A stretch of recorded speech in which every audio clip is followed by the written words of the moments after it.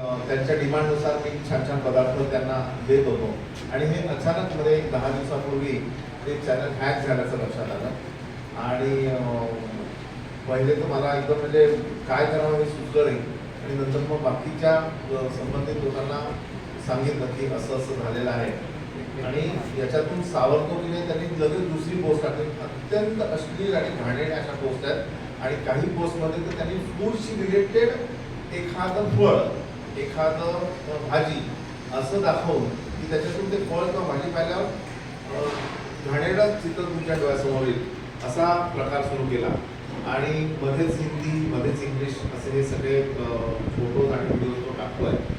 मी सगळीकडे खूप प्रयत्न केले, हॅकर्स लोकांना भेटलो, त्याच्यानंतर सायबरला कंप्लेंट केली, पोलिसांना कंप्लेंट केली, नुसतीच नागपूरला नाही मी पुण्याला सुद्धा केली, मुंबईला केली, त्याच्यानंतर अमेरिकेत सुद्धा मी फेसबुकच्या ऑफिसमध्ये कंप्लेंट केली आणि एवढं होऊन अजून त्याच्यात काही झालं नाही.